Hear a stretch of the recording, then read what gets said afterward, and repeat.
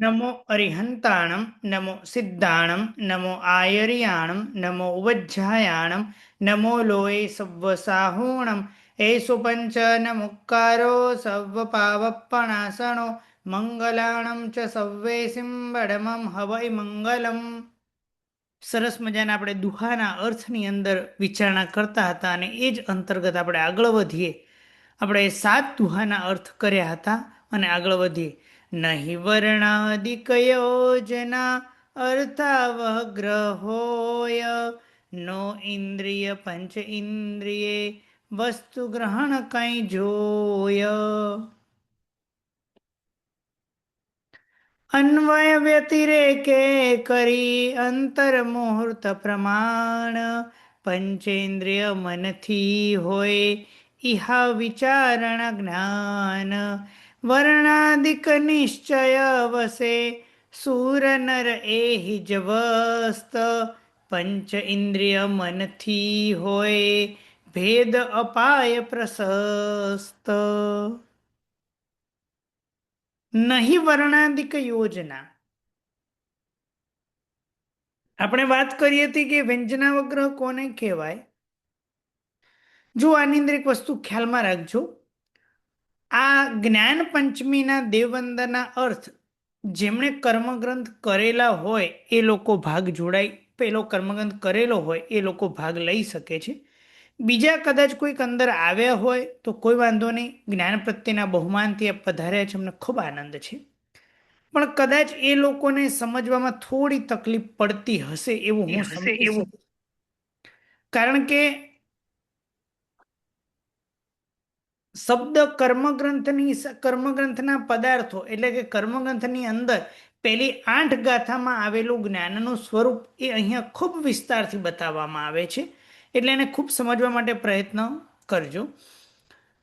વ્યંજનાવગ્રહ કોને કહેવાય તો કે વિષય અને ઇન્દ્રિયનો સન્નિકર્ષ થાય અને જ્યાં સુધી આ કાંઈક છે એવો બોધ ન થાય ત્યાં સુધી જે સામાન્ય બોધ જે છે, એટલે સામાન્ય બોધ નહીં પણ જે જ્ઞાન જે છે તેને શું કહેવાય, વ્યંજનાવગ્રહ કહેવાય.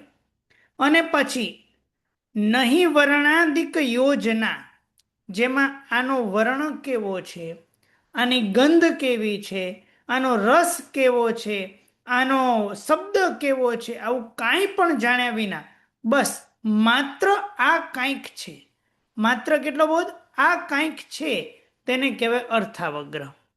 એટલા માટે કરી અહીંયા આપણને લખ્યું નહીં વર્ણાદિક યોજના. વર્ણ, ગંધ, રસ, સ્પર્શ, શબ્દ આવી કોઈ જ યોજના, કોઈ જ જોડાણ નહીં, માત્ર આટલું વસ્તુ ગ્રહણ કંઈક જોઈ, કંઈક જોઈ, કંઈક વસ્તુનું ગ્રહણ થાય, આ કંઈક છે એ અર્થાવગ્રહ હોય. એને શું કહેવાય, અર્થાવગ્રહ કહેવાય. ફરી એક પ્રશ્ન થયો કે ભાઈ અર્થાવગ્રહ થાય કોનાથી, તો કે નો ઇન્દ્રિય પંચ ઇન્દ્રિય. નો ઇન્દ્રિય કોને કહેવાય, નો ઇન્દ્રિય, હા, નો ઇન્દ્રિય પ્રણામ ગુરુજી. મન. મન. મન. હા બરાબર. એટલે નો ઇન્દ્રિય અને પંચ ઇન્દ્રિય એટલે 5 ઇન્દ્રિય, એના દ્વારા આપણને બોધ થાય તે કયો છે, અર્થાવગ્રહ છે. ચલો ફરી પાછું એક પ્રશ્ન પૂછું, વ્યંજનાવગ્રહ કેટલા પ્રકારે થાય, વ્યંજનાવગ્રહ, વ્યંજનાવગ્રહ કેટલા પ્રકારે થાય, ગુરુજી 4 પ્રકારે. 4. એમાં ચક્ષુ 4. અને મન, એમાં વિષય અને ઇન્દ્રિયનું જોડાણ થતું નથી, ચક્ષુ અને મનમાં. જ્યારે અર્થાવગ્રહ 5 ઇન્દ્રિય અને મન એમ 6 પ્રકારે થાય. એટલે કે વ્યંજનાવગ્રહ 4 પ્રકારે, અર્થાવગ્રહ 6 પ્રકારે. આટલું આપણે જાણ્યું. આગળ વધીએ. અન્વય વ્યતિરેકે કરી અંતર્મુહૂર્ત પ્રમાણ પંચ ઇન્દ્રિય મનથી હોય ઇહા વિચારણા જ્ઞાન. ઇહા એટલે કે વિચારવાનું જે જ્ઞાન તેને કહેવાય ઇહા. હવે એ ઇહા કોનાથી થાય તો કે પંચ ઇન્દ્રિય મનથી હોય. પાંચ ઇન્દ્રિય અને મન દ્વારા ઈહા થાય. ઈહા એટલે વિચારણા જ્ઞાન. આ ઈહા જે છે એની વેલિડિટી કેટલી? તો કે અંતર મુહૂર્ત પ્રમાણ, એ અંતર્મુહૂર્ત સુધી હોય, એનાથી વધારે ઈહા જે છે એ ટકતી નથી. હવે ઈહા કહેવાય કોને? અન્વય વ્યતિરેકે કરી. અન્વય એટલે સીધી રીતે અને વ્યતિરેક એટલે ઉલટી રીતે. અન્વય એટલે અહીંયા સરસ મજાના પંખીઓ આવી રહ્યા છે, એટલે કે દૂર રહેલું એક ઝાડ છે અથવા કોઈ ઠૂંઠું છે, એનું નક્કી કરવું છે કે ભાઈ આ વૃક્ષ હશે કે મનુષ્ય હશે, વૃક્ષ હશે અથવા મનુષ્ય હશે, આવી શંકા થાય. અને પછી એમ કે નહીં, અહીંયા પક્ષીઓ આવી રહ્યા છે એટલા માટે કરી અને આ શું છે?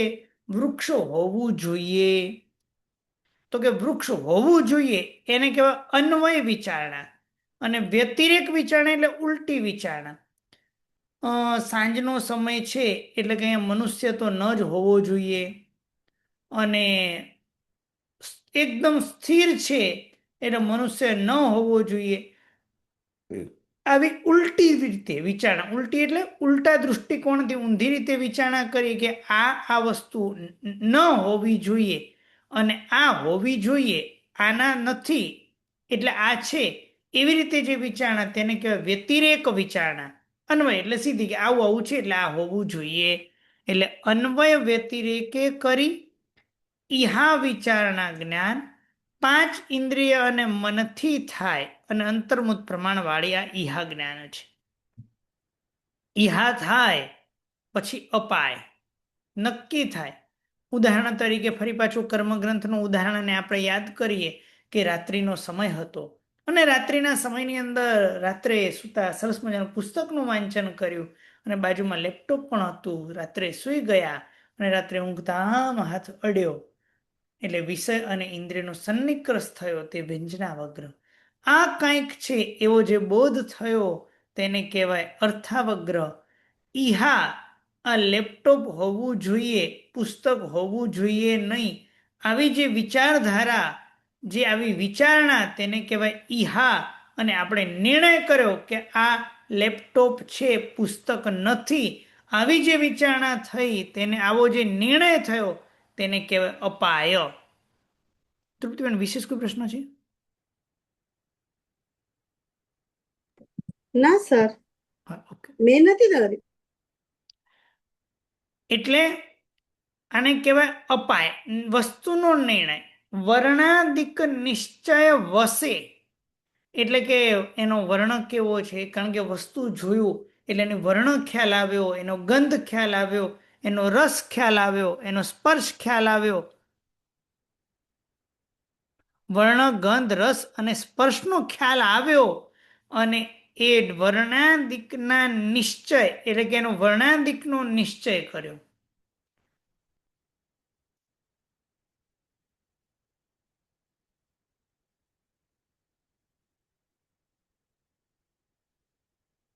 આ શું છે? આ શું દેખાય છે?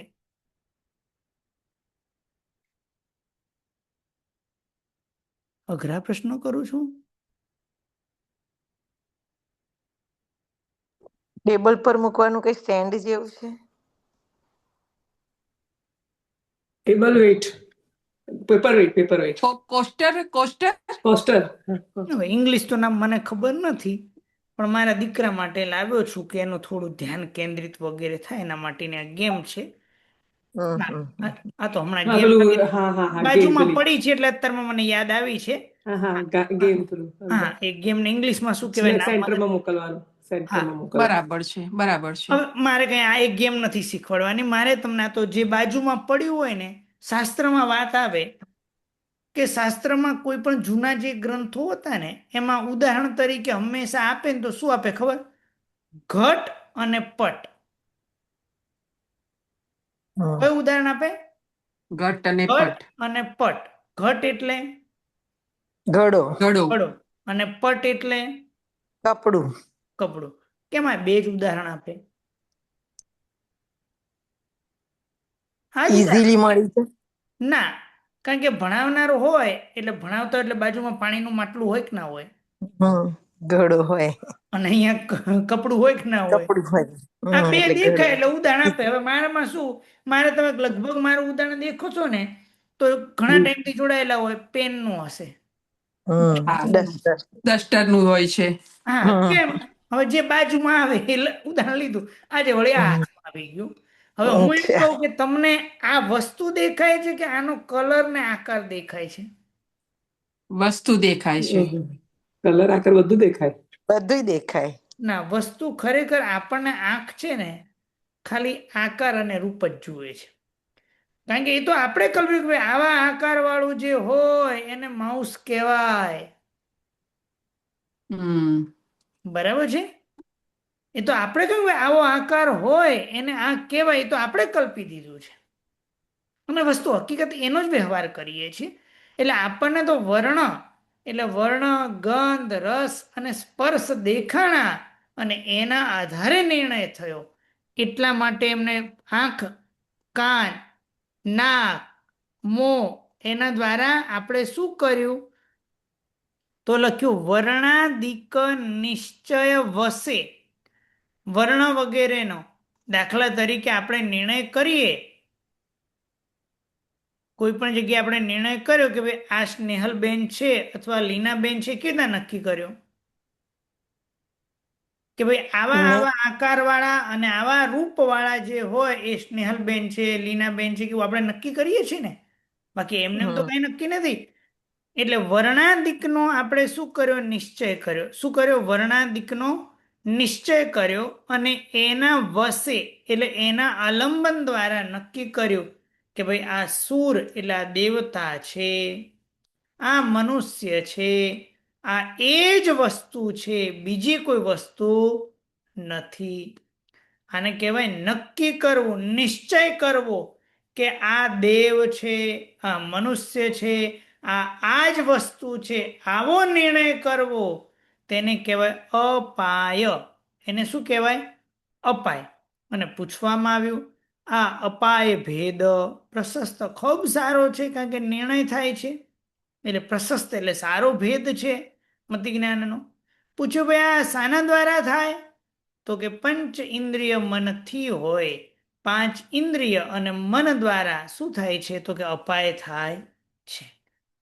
હવે જે અપાય કર્યો કે નિર્ણય કર્યો કે ભાઈ આ વસ્તુ આ જ છે, એવો આપણે નિર્ણય કરી દીધો કે ભાઈ આ પુસ્તક જ છે અથવા આ લેપટોપ જ છે, આ ગેમ જ છે, આવું નક્કી કરી લીધું.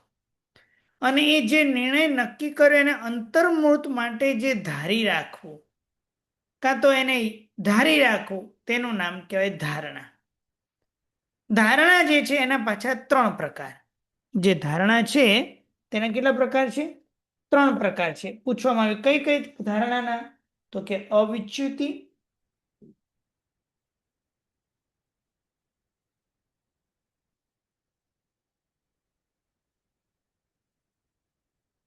વાસના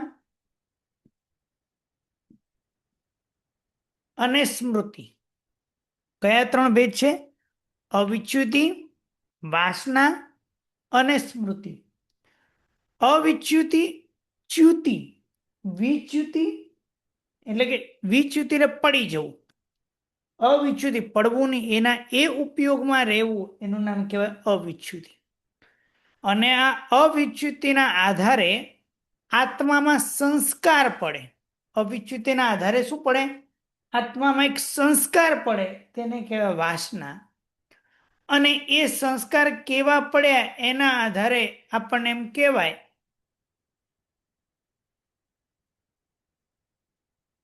સ્નેહલબેન, આપને એક પ્રશ્ન પૂછું તો પેલો કર્મગંધ ભણ્યા હમણાં જ ભણ્યા કે બહુ ટાઈમ પહેલા ભણ્યા?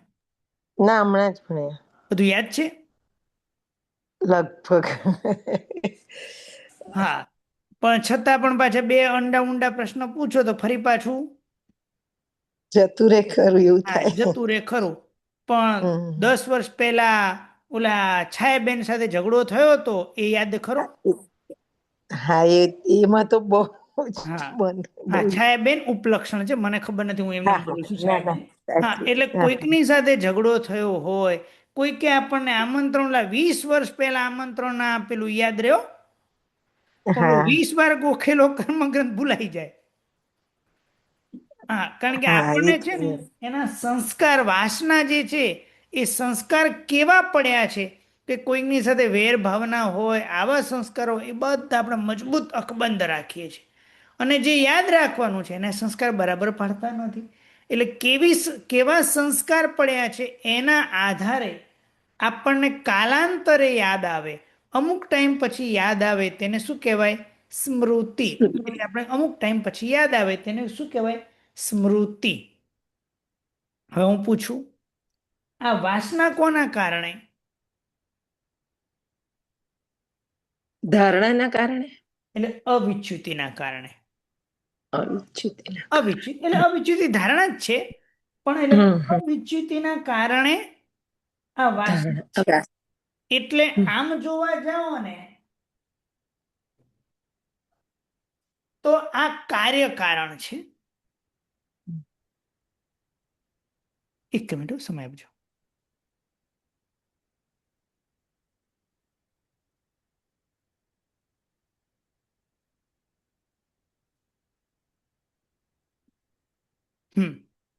આ વાસના જે છે ને એક કાર્ય છે, કાં તો એમ લો કે આ કારણ છે અને આ કાર્ય છે. અને સ્મૃતિ જે છે એ સ્મૃતિનું એક કારણ છે.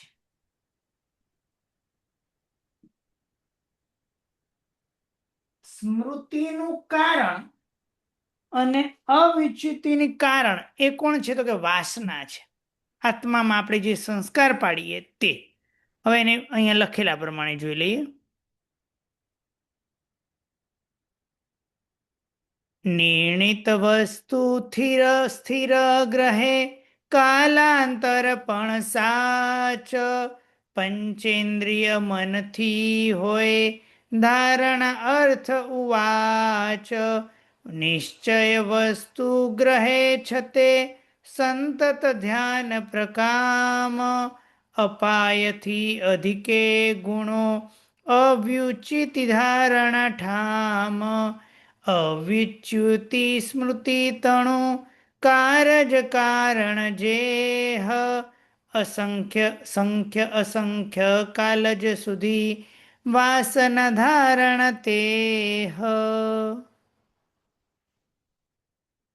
નિર્ણિત વસ્તુ સ્થિર ગ્રહે કાલાંતર પણ સાચ પંચેન્દ્રિય મનથી હોય ધારણા અર્થ ઉવાચ. જે વસ્તુ અપાય દ્વારા નિર્ણય થયો કે આ વસ્તુ આ પ્રકારે જ છે, આપણે શું કર્યું? ધારણા દ્વારા નક્કી કર્યો કે ભાઈ આ અપાય દ્વારા નક્કી કર્યો આ વસ્તુ આ પ્રમાણે જ છે. એટલે નિર્ણિત કરેલી વસ્તુ સ્થિર ગ્રહે, એને સ્થિરપણે ગ્રહી રાખે અને કાલાંતર પણ સાચો, કાલાંતરે એને યાદ પણ આવે. સાચું જે વસ્તુ હતું એ કાલાંતરે યાદ પણ આવે. આને શું કહેવાય? ધારણાનો અર્થ કહેવાય, આને ધારણા કહેવાય. ઉવાચ એટલે કે ધારણાનો અર્થ કીધેલો છે. પૂછવામાં આવ્યો ધારણા કોના દ્વારા થાય? તો કે પંચેન્દ્રિય મનથી હોય. 5 ઇન્દ્રિય અને મન દ્વારા શું થાય છે? કે ધારણા થાય છે. હવે ધારણાના 3 ભેદ છે, તો એ 3 ભેદની વ્યાખ્યા બતાવે છે. નિશ્ચય વસ્તુ ગ્રહે છતે સંતત ધ્યાન પ્રકામ, એટલે કે નિશ્ચય જે નિર્ણય કર્યો છે, જે નિશ્ચય કરેલો છે, જે વસ્તુ એને સતત અતિશયપણે જે ધ્યાન એમાં ઉપયોગથી પડવું નહીં, તેને શું કહેવાય? અવ્યુચિતિ ધારણા ઠામ. એને અવ્યુચિતિ ધારણાનો એક ભેદ છે. અવ્યુચિતિ ધારણાનો એ ઠામ એટલે સ્થાન છે, ભેદ છે. પણ અવિચ્યુતિ કેવી? અપાયથી અધિકે ગુણે અપાય કરતા અધિક છે. કારણ કે અપાય કરતા ધારણામાં મોટું કહેવાય, એમાં યાદ રાખે છે એટલે સારું કહેવાય, એટલે અપાય કરતા ગુણથી અધિક છે. અને હમણાં આ જે વાત આપણે કરી અહીંયા બોર્ડ ઉપર, અવિચ્યુતિ સ્મૃતિ તણુ, કારજ કારણ જે હ, સંખ્ય અસંખ્ય કાલજ સુધી વાસના ધારણા તે હ, અવિચ્યુતિ અને સ્મૃતિ તણુ. અવિચ્યુતિ અને સ્મૃતિ. અવિચ્યુતિનું કાર્ય અને સ્મૃતિનું કારણ એ કોણ છે? તો કે વાસના છે. એ જ વસ્તુ અહીંયા લખી છે. અવિચ્યુતિ સ્મૃતિ તણુ, કારજ કારણ જે હ, એટલે અવિચ્યુતિ એનું કારજ, કારજ એટલે કાર્ય, કાર્ય એટલે ફળ, અને સ્મૃતિ નું કારણ અનુક્રમે જોડવાનું, કે અવિચ્યુતિનું કાર્ય અને સ્મૃતિનું કારણ જે છે. જે એટલે કોણ? તો કે જે વાસના છે. પૂછ્યું હવે વાસના રૂપ જે ધારણા છે, ધારણાના 3 પ્રકાર છે. વાસનાનું ધારણા છે એ કેટલો ટાઈમ સુધી વાસના રહે? તો કે ભાઈ અસંખ્ય કાળ માટે પણ, અસંખ્યાત કાળ માટે પણ રહે, અને અસંખ્યાત કાળ સુધી પણ એ વાસના રહી શકે છે. આ પ્રમાણે અવિચ્યુતિ, વાસના અને સ્મૃતિ એ ધારણાના 3 ભેદ. અને આમ જોવા જાઓ તો વ્યંજનાવગ્ર, અર્થાવગ્રહ, ઈહા, અપાય અને ધારણા, અને ધારણાના 3 ભેદ. આ પ્રમાણે આટલું આપણે જોયું. અને આટલું જોયું એટલે મતિજ્ઞાનના 28 ભેદ આમ જોવા જાઓ તો 28 ભેદ આપણે કમ્પ્લીટ થયા. ફરી 28 ભેદને આપણે કાઉન્ટ કરી લઈએ.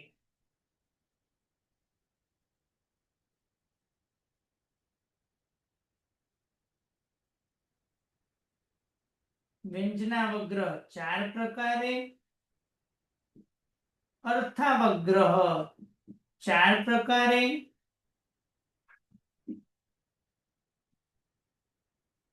અર્થાવગ્રહ 6 પ્રકારે, ઈહા 6 પ્રકારે, અપાય 6 પ્રકારે, ધારણાના અવિચ્યુતિ, વાસના અને સ્મૃતિ અલગથી કોઈ કાઉન્ટ કર્યા? અવિચ્યુતિ, વાસના, સ્મૃતિ અલગ કાઉન્ટ કર્યા નથી, ખાલી સામાન્ય છે. તો કે ધારણાના 6 ભેદ, એટલે ટોટલ થયા 28 ભેદ. એટલે મતિજ્ઞાનના ભેદ કેટલા થયા? 28. આગળ વધીએ. હવે આ મતિજ્ઞાનના જે છે એ બીજા આપણે બહુગ્રાહી, અબહુગ્રાહી, બહુવિધગ્રાહી, અબહુવિધગ્રાહી, ક્ષિપ્રગ્રાહી, અક્ષિપ્રગ્રાહી, નિશ્રિતગ્રાહી, અનિશ્રિતગ્રાહી, સંદિગ્ધગ્રાહી, અસંદિગ્ધગ્રાહી, ધ્રુવગ્રાહી અને અધ્રુવગ્રાહી, આવા 12 ભેદ છે. આ 12 ભેદની વ્યાખ્યાને આપણે સમજવા પ્રયત્ન કરીએ.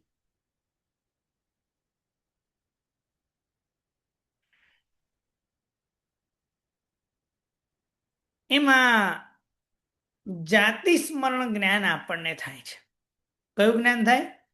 જાતિ સ્મરણ જ્ઞાન, કે પૂર્વમાં અનુભવેલું હોય અને આપણને જ્ઞાન થાય, અમે પેલા ક્યાંક જોયેલું, પેલા ક્યાંક જોયેલું, પેલા ક્યાંક સાંભળેલું. આવી વિચારધારા કરતા કરતા કરતા આપણને જે જ્ઞાન થાય, જે બોધ થાય, તેને શું કહેવાય? આપણને એનો બોધ થયો. કયો? કે આવું મેં પહેલા ક્યાંક જોયું હતું, અને કાલાંતરે આપણને જે યાદ આવે તેને કહેવાય સ્મૃતિ. એને શું કહેવાય? સ્મૃતિ. અને એ સ્મૃતિ એ જ જાતિ સ્મરણ જ્ઞાન. કાલાંતર એક મિનિટ, ગયા ભવનું, આ ભવનું નહીં, પણ જે ગયા ભવનું આપણને યાદ આવે, અસંખ્યાત કે સંખ્યાત વર્ષ જૂનું, આ ભવનું નહીં, પણ એને શું કહેવાય? જાતિ સ્મરણ જ્ઞાન. જાતિ સ્મરણ જ્ઞાન એ ધારણાનો જ ભેદ છે.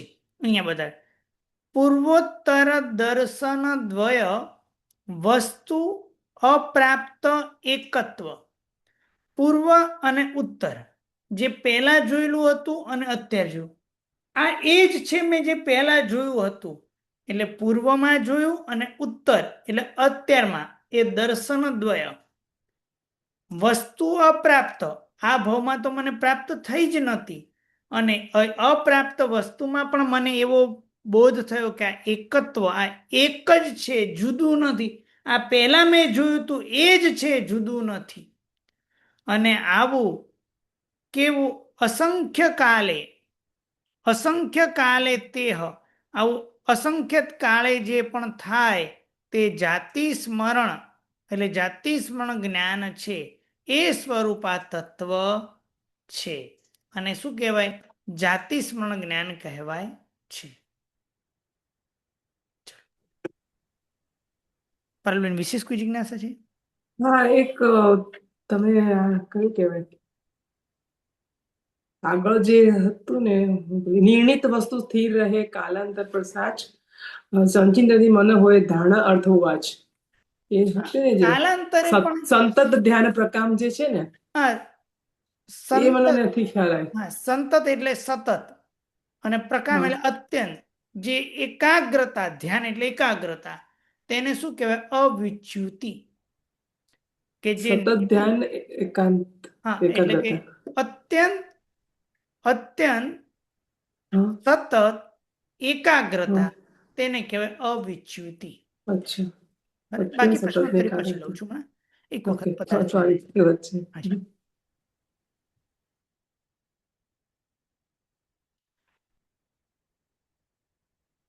વાજિંત્ર નાદ લહી ગ્રહે એતો દુંદુભિનાદ અવગ્રહાદિક જાણે બહુ ભેદ એ મતિ આહલાદ.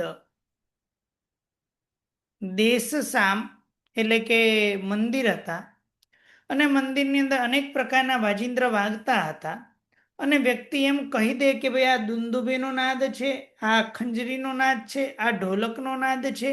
આવા જુદી જુદી રીતે પોતે બધા વાજિંત્રને કહી શકે, તેને કહેવાય બહુગ્રાહી. એને શું કહેવાય? બહુગ્રાહી એવો મતિ જ્ઞાન. મતિ જ્ઞાનના પણ 12 ભેદ બતાવેલા છે. કયા 12 ભેદ બતાવેલા છે?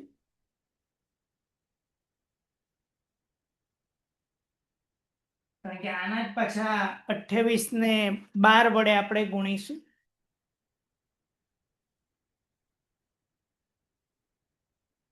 બહુગ્રાહી,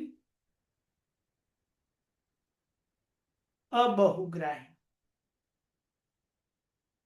બહુવિધગ્રાહી, અબહુવિધગ્રાહી, ક્ષિપ્રગ્રાહી,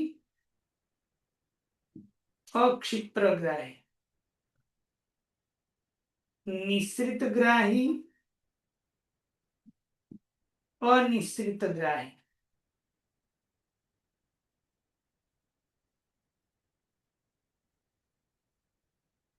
સંદિગ્ધગ્રાહી, અસંદિગ્ધ,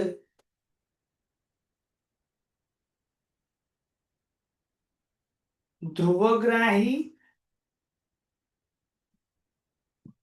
અધ્રુવગ્રાહી. આ રીતે એના 12 ભેદ બતાવેલા છે. કેટલા ભેદ બતાવ્યા? 12 ભેદ. બહુગ્રાહી એટલે કે મંદિરની અંદર અનેક પ્રકારના વાજિંત્ર વાગતા હોય અને પોતે કહી શકે કે આમાં ઢોલક, ખંજરી, મંજીરા, આ બધા અલગ અલગ પ્રકારના વાજિંત્ર વાગે છે, તેને કહેવાય બહુગ્રાહી.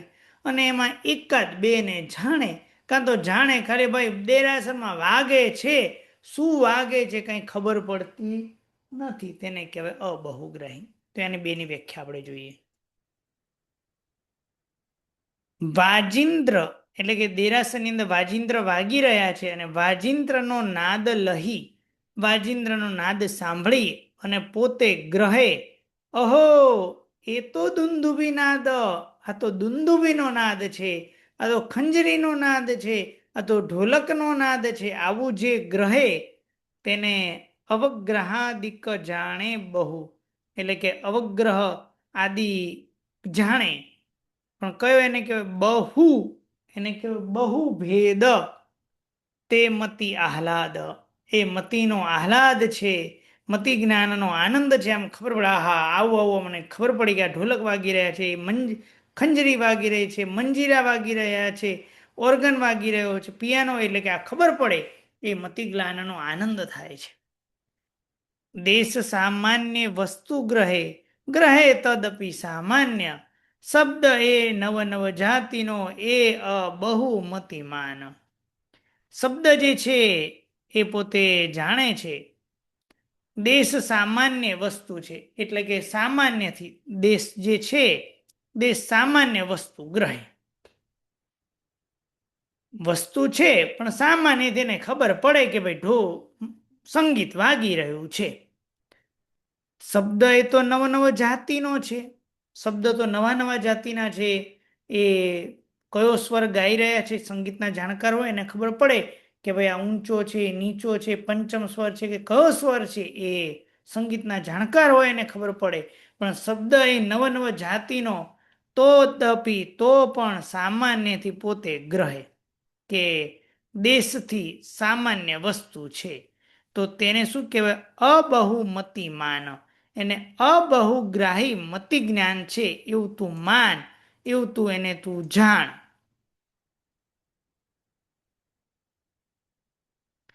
એક જ તુર્યના નાદમાં મધુર તરુણાદિક જાતિ, જાણે બહુવિધ ધર્મ શું, ક્ષય ઉપશમની ભાતિ.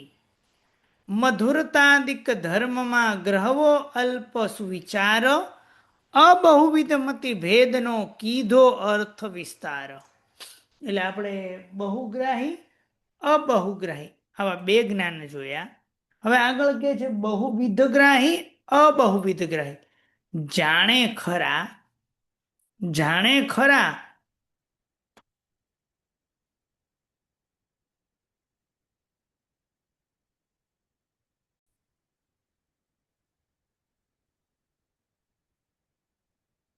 વાજિંદ્ર વાગી રહ્યા છે, એમાં ઢોલક જે વાગી રહ્યું છે એ બરાબર વાગી રહ્યું છે, ખંજરી વાગે છે તે બરાબર નથી વાગતી, મંજીરા જે છે ખૂબ મધુર વાગી રહ્યા છે, અને જે ઓલું ગીત ગાઈ રહ્યો છે એ યુવાન ગીત ગાઈ રહ્યો છે, વૃદ્ધ ગીત ગાઈ રહ્યો નથી. આવું એને ઓર ડીપમાં, આ જે જાણતા હતા એના કરતા ઓર ડીપમાં જે જાણે તે બહુવિધ, અને જેને આવું બધું ડીપમાં જાણે નહીં તેને કહેવાય અબહુવિધ ગ્રાહી. જોઈએ હવે અંદર.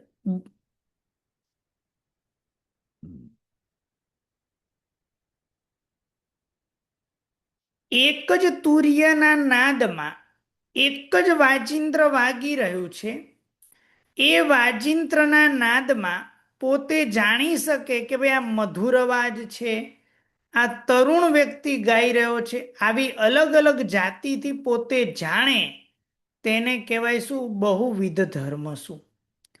ઘણા પ્રકારના ધર્મથી પોતે જાણે તેને કહેવાય બહુવિધ. અને કોઈએ પૂછ્યું ભાઈ આ બધું થાય કોના કારણે? તો કે ક્ષય ઉપશમની ભાતિ. આ તો ભાઈ ક્ષયપશમની શોભા છે, કોઈનો ક્ષયપશમ વધારે હોય તો બધી ખબર પડે, અને ક્ષયપશમ ઓછો હોય તો ખબર પડે નહીં. મધુરતાદિક ધર્મમાં ગ્રહવો અલ્પ સુવિચાર. મધુરતાદિ જાણે ખરો પણ એમાં ખૂબ અલ્પ પોતે જાણે, તો તેને કહેવાય અબહુવિધ મતિ ભેદનો. આને કહેવાય અબહુવિધ મતિ જ્ઞાન કહેવાય. આવા મતિ જ્ઞાનના ભેદનો કીધો અર્થ વિસ્તાર. આ મતિ જ્ઞાનનો ભેદ જે અબહુવિધ ગ્રાહી મતિ જ્ઞાન જે હતું એનો અર્થ વિસ્તાર કર્યો. હવે આપણે આવે છે ક્ષિપ્રગ્રાહી, અક્ષિપ્રગ્રાહી. વસ્તુ જાણે ખરો પણ તરત જાણે તેને કહેવાય ક્ષિપ્રગ્રાહી. અને જે કાલાંતરે જાણે, થોડી વાર લાગે, થોડી રહીને લાઈટ થાય તો એને કહેવાય અક્ષિપ્રગ્રાહી. ક્ષિપ્ર એટલે તરત, અક્ષિપ્ર એટલે થોડી વાર લાગે. તો બતાવે છે શીઘ્રમેવ જાણે સહી, નવી હોય બહુ વિલંબ. ક્ષિપ્રભેદ એ જ્ઞાનનો જાણે મતિ અવિલંબ. બહુ વિચાર કરી જાણીએ અક્ષિપ્ર ભેદ, ક્ષયોપશમની વિચિત્રતા કહે મહાજ્ઞાની સંવેદ. શીઘ્રમેવ જાણે, જાણે ખરો પણ તરત જાણે. નવી હોય બહુ વિલંબ, વિલંબ બહુ થાય નહીં. તેને શું કહેવાય? ક્ષિપ્ર ભેદ એ જ્ઞાનનો, એ ક્ષિપ્ર ભેદ કહેવાય. કયા? મતિ જ્ઞાનનો. જાણો મતિ અવિલંબ, એને મતિ જ્ઞાનનો ભેદ જાણો અવિલંબ, જેમાં કોઈ વિલંબ નથી, તત્કાળ છે. બહુ વિચાર કરી જાણીએ, જાણે ખરો પણ બહુ વિચાર કરી અને પછી પોતે જાણે, તેને શું કહેવાય? અક્ષિપ્ર ભેદ. એને શું કહેવાય? અક્ષિપ્રગ્રાહી ભેદ મતિ જ્ઞાન. કોઈકે પૂછ્યું, ભાઈ એક વખત જાણે છે તો બહુ ફટાફટ જાણે છે, બીજી વખત વાર કરીને જાણે, એનું કોઈ કારણ ખરું? તો કે હા, ક્ષૌક્ષમ વિચિત્રતા. આ ક્ષૌક્ષમની વિચિત્રતા છે. અને આ ક્ષૌક્ષમની વિચિત્રતા કહે છે કોણ? કહે છે મહાજ્ઞાની. અને મહાજ્ઞાનીનો અનુભવ કહે છે. મહાજ્ઞાની પણ ક્યારેક, ઘણી વખત મહાજ્ઞાની હોય એમને પણ ક્યારેક તરત જાણે અને ક્યારેક એમને પણ વિલંબ થતો હોય છે. અનુભવ જ્ઞાન છે કે આવું વિલંબ થાય છે. આ પ્રમાણે આપણે 3 ને 3 6 ભેદ આપણે જોયા અને દુહા આપણા 20 થયા. એમાં કોઈને કઈ જિજ્ઞાસા પ્રશ્ન હોય તો પૂછી શકો છો. હાજી રક્ષાબેન. પ્રણામ સર, આપે કીધું ને કે અસંખ્ય કાળે જાતિ સ્મરણ જ્ઞાનનું, તો એમાં સમજ ન પડી. મને અસંખ્ય કાળે એટલે આમાં કેવું હતું ખબર? હું અહીંયા હતો, દેવલોકમાં ગયો, પૂર્વના ભાવમાં દેવલોકમાં હતો, અને દેવલોકમાં મારું આયુષ્ય 1 પલ્યોપમ 2 પલ્યોપમ જે પણ હોય, 33 અગ્રોપમ સુધીનું કોઈ પણ હોઈ શકે.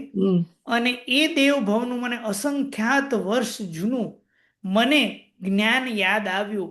એમાંનો કોઈ મારો મિત્ર દેવ હોય, એ અસંખ્યાત વર્ષ પછી મને મળવા આવ્યો. જેવો એને જો એમ વિચાર થયો, આ મેં ક્યાંક જો, હા આ તો મારો મિત્ર દેવ છે. એ મને અસંખ્યાત વર્ષનું યાદ આવ્યું. એ જાતિ સ્મરણ જ્ઞાન. અચ્છા, તો પણ સર એ પોસિબિલિટી ખરી? એવું થાય ખરું? તો થાય તો જ લખે ને.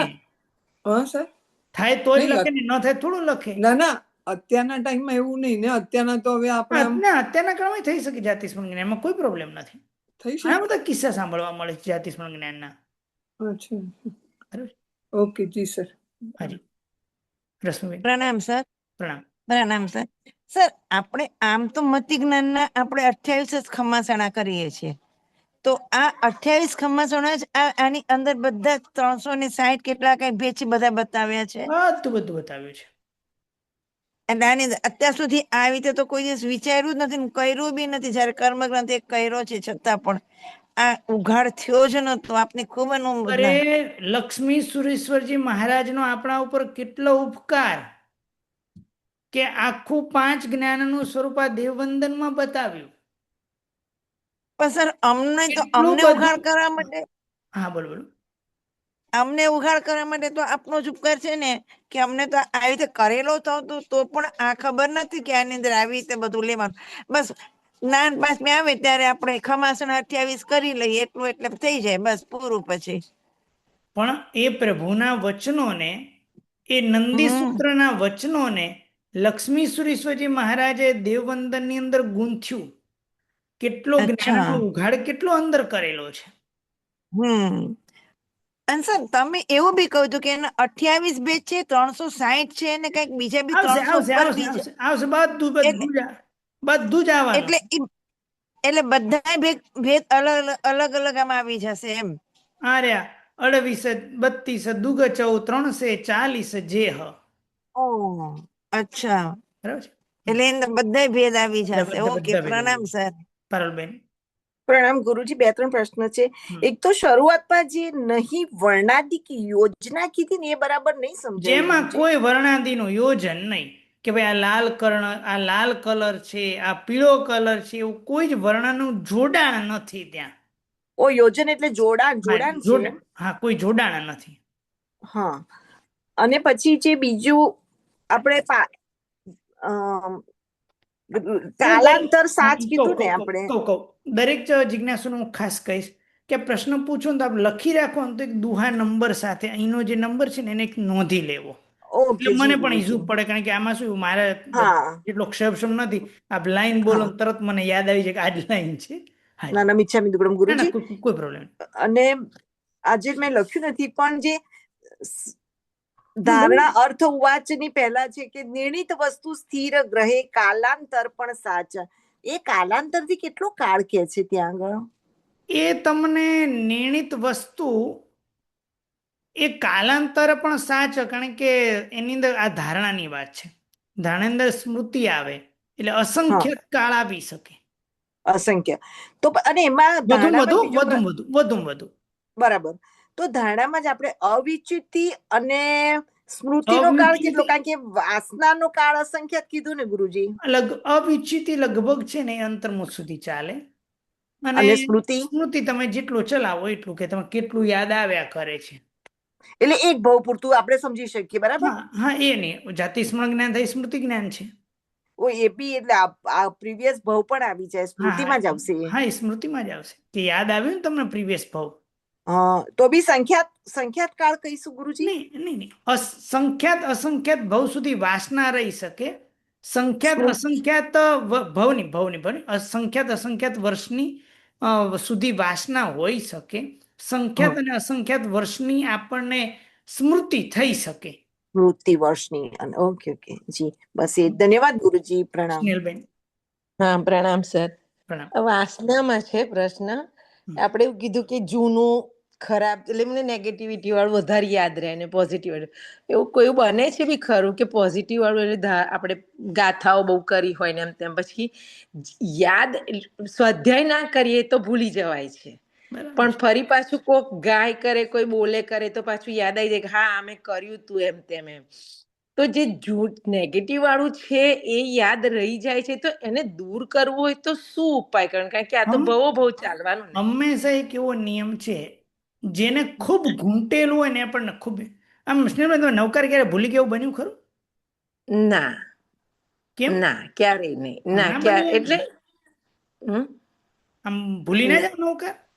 ના, સેજ પણ નહીં. ના, એ સેજ તો પણ નહીં. ઘૂંટ્યો. ખૂબ ઘૂંટ્યો છે નવકારને. હા હા. પણ ઓલો કર્મગ્રંથ ગોખેલો હોય, કાં તો કોઈક આના અર્થ કરેલો, ફરી પછી ભૂલી જાય. ઘૂંટ્યું નથી ને, જે ઘૂંટવામાં આવે એ ન ભૂલાય. એટલે આપણે ઘૂંટવાની પ્રેક્ટિસ કરવાની છે, તો ક્યારે પણ નહીં. એટલે અને ના, એટલે જેટલું ઘૂંટો એટલે એની વાસના, એને ખૂબ સંસ્કાર મજબૂત પડે, અને આપણને કાલાંતરે પણ આપણને યાદ આવે. એટલે હા, એ બરાબર. તો નેગેટિવ નું જે છે પોઝિટિવ, એને જેમ તમે નવકારમાં નવકાર પોઝિટિવ છે, કેવો ઘૂંટી દીધો છે, એમ બીજી વસ્તુને પણ ઘૂંટી દો.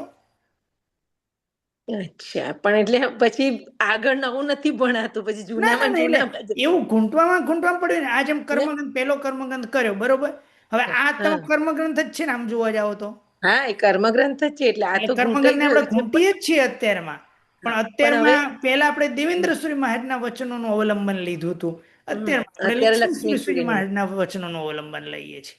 હા, પણ હવે આને નાને ઘૂંટવાનું અને નવું કરવું હોય તો ટાઈમિંગ ની મારામારીમાં નવું ના, તો અફસોસ એવું થાય કે નવું નથી એના કરતા. માટે તો સંસારી એ છે ને પ્રમાદ છોડવો પડે, અને ખૂબ આમાં લાગી જવું પડે, અને કાં તો ખૂબ સાચો આનંદ અનેરો માણવો હોય તો સાધુ પદ લેવું પડે. એના વગર તો હવે કંઈક થોડું થોડું આપણને કંઈક આસ્વાદ આવે. સાચો સાધુપણામાં જ છે. એ બધું રહેશે ખરું, બસ તકલીફ ત્યાં છે કે ફરીના માટે રહેશે ખરું એ આ બધું. હાજી, પ્રણામ સર. પ્રણામ સર, વ્યંજના વગ્ર, અર્થા વગ્ર એ અપાય ધારણા ક્રમશર આમ થાય, બરાબર. પણ ધારણામાં પડેલી વસ્તુ, દાખલા તરીકે મોબાઈલ છે, તો વ્યંજના વગ્ર થયો ને એની સાથે જ આપણને તાબડતોબ ખબર પડી ગઈ, તો એનો ક્રમ શું? આમ જો તાબડતોડ ખબર પડી ગઈ, એમાં વચ્ચેની પ્રક્રિયાઓ થાય છે, પણ ખૂબ ઝડપી થાય છે, ખ્યાલ નથી આવતી. ઉદાહરણ તરીકે અમુક લગ્ન આદિ પ્રસંગમાં તમે આમ લાઇટિંગ જોયેલી છે, ધીરે ધીરે આમ લાઇટિંગ આગળ ચાલે. જી. કેટલા સુધી ચાલે આગળ? એટલે બલ્બ એના હોય ત્યાં સુધી. આમ પેલું હા, જ્યાં 50, 100, 500 બલ્બ હોય ત્યાં સુધી જાય. અરે પ્રવીણભાઈ, કઈ જતી નથી, ખાલી ચાલુ બંધ જ થાય છે. હા, એ આપણને આપણને એવો ભાસ થાય છે કે લાઈટ આગળ જઈ રહી છે. ભાઈ, આગળ જતી નથી, ચાલુ બંધ જ થાય છે. પણ એટલી ઝડપી પ્રક્રિયા હોય છે કે આપણને એમ લાગે મને સીધો જ બોધ થઈ ગયો, પણ એ વચ્ચેની પ્રક્રિયા અંદર થઈ જ ગઈ હોય. બરાબર. બરાબર. એટલે એટલે શું છે, આપણે આમ ઘરમાં ફરતા હોઈએ તો આપણને કબાટ દેખાય, પંખો દેખાય, ઘડિયાળ દેખાય, આમ પેલી બધી વસ્તુઓ આમ પેલું દેખાતી જ જાય, આમ કહેવાનો મતલબ. હા, બરાબર છે. એટલે એ સાથે બધું પ્રક્રિયા થઈ જતી હોય પણ બહુ ઝડપી થતી હોય છે એટલે આપણને પકડાતી નથી. બરાબર સર. બરાબર છે. હાજી હાજી ઓકે, સરસ. હાજી. બધાની ખૂબ ખૂબ અનુમોદના. સરસ રીતે આ સ્વાધ્યાયમાં જોડાયેલા છો. હજુ પણ કહીશ કે જે કર્મગ્રંથ ભણેલા છે, જે આપણા કર્મગ્રંથના સ્વાધ્યાયમાં જોડ્યા હતા આપને, એમને પણ ફરી કહેજો કે આ જ્ઞાન પાંચમના દેવવંદનના અર્થને ચૂકે નહીં. કાલે આપણે એક વાર્તા પણ કહેશું, બરોબર? કાલે આપણે 4 વાર્તા કહેશું, તો એ વાર્તાને પણ સાંભળવા માટે કર્મગંધના પદાર્થને જાણવા આપણે પધારી. જીના આજ્ઞા વિરુદ્ધ કાંઈ પણ બોલાઈ ગયું તો મિચ્છામિ દુક્કડમ.